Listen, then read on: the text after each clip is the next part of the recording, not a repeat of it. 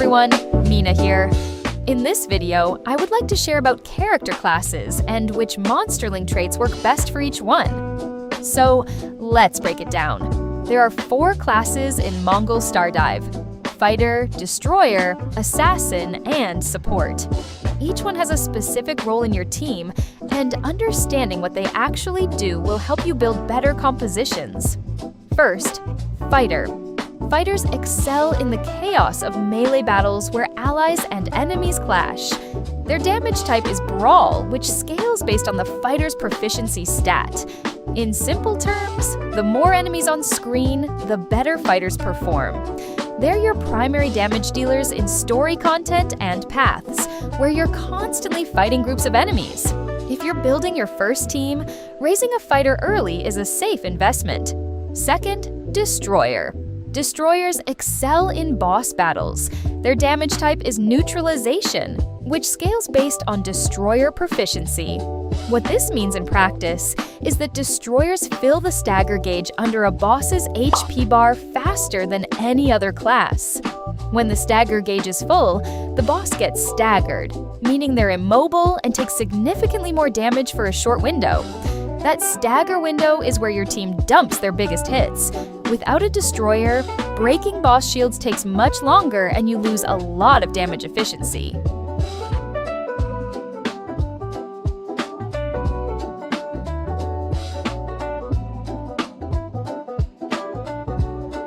Third, Assassin. Assassins excel in dealing massive damage by exploiting an enemy's opening. Their damage type is Suppression, which scales based on Assassin proficiency. Assassins deal increased damage against enemies that are airborne, knocked back, staggered, or knocked down. Notice that staggered is on that list. This is why the Destroyer and Assassin combination works so well. The Destroyer breaks the boss's stagger gauge, and the moment the boss is staggered, your Assassin comes in and deals their highest possible damage during that window. Fourth, Support. Supports excel in supporting the team. Their damage type is Support, which scales based on support proficiency. Don't let the name fool you. Supports aren't just healers. Their damage increases after a burst and when switching out, making them strong sub-DPS amplifiers for big damage chains. A good support contributes off-field damage and buffs even when you're not actively controlling them. So, how does a full team look in practice? The most reliable setup is Fighter or Assassin as your main DPS, a Destroyer to handle boss stagger, and a support to amplify the chain. That structure handles most content in the game without major adjustments. Now, Monsterling traits per class. Honestly, the universal picks work well across all 4 classes right now.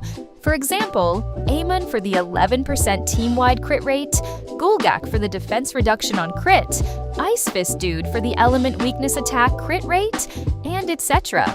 These apply regardless of which class you're running, which is why they're the go-to picks. That said, I do think class-specific trait testing is worth doing properly. Fighter proficiency, neutralization damage, and suppression damage each scale differently, and there's a real question of whether traits that boost those specific damage types outperform universal attack percent in the right situations.